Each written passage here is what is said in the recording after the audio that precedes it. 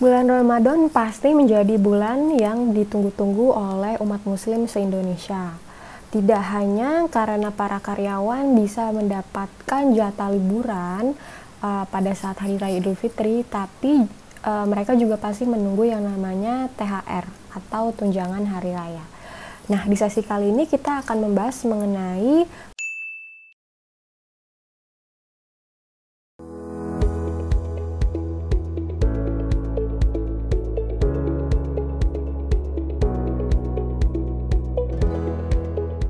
Peraturan Menteri Ketenagakerjaan Nomor 6 2016 mengatur mengenai THR. Apa sih yang dimaksud dengan THR itu?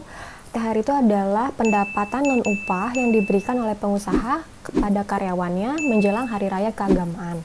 Nah, di Indonesia sendiri Hari Raya Keagamaan ada 5. Salah satunya itu Hari Raya Idul Fitri, Hari Raya Natal, Hari Raya Waisak, Hari Raya Nyepi, dan juga Hari Raya Imlek. Biasanya THR ini dibayarkan pada saat Hari Raya Keagamaan. Nah, dibayarkannya itu H-7 atau paling lambat 7 hari sebelum Hari Raya Keagamaan. Siapa saja pihak yang berhak menerima THR?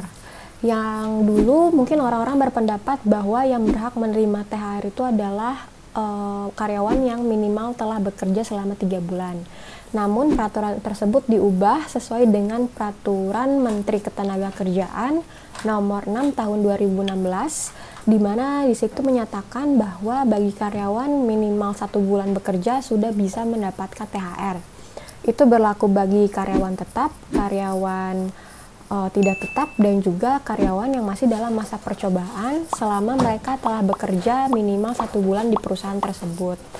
Bagi karyawan yang belum bekerja selama 1 tahun, bagaimana sih pembayaran THR-nya? Bisa dilihat di bawah ini.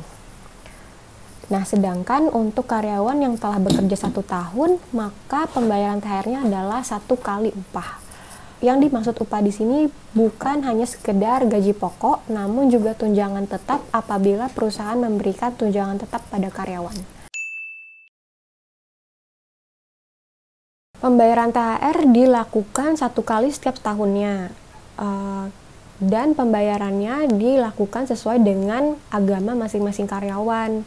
Misalnya bagi yang beragama Muslim dibayarkannya pada Hari Raya Idul Fitri, yang beragama Kristen dibayarkannya pada Hari Raya Natal. Namun bisa saja perusahaan menentukan 1 Hari Raya Keagamaan di mana semua karyawan akan dibayarkan THR-nya pada Hari Raya Keagamaan tersebut. Jadi misalnya karyawan yang merayakan Hari Raya Natal akan dibayarkan THR-nya pada Hari Raya Idul Fitri. Semua itu diatur di dalam perjanjian kerja atau perjanjian kerja bersama ataupun peraturan perusahaan. Nah, menurut Menteri Ketenagakerjaan, pengusaha tetap wajib untuk memberikan THR sesuai dengan peraturan perundang-undangan. Bagi perusahaan yang tetap tidak mampu membayarkan THR, maka bisa melakukan sosialisasi dengan karyawan, misalnya dibicarakan mengenai penahapan pembayaran THR, atau bisa juga THR dibayarkan sesuai dengan kesepakatan para pihak pada waktu yang ditentukan.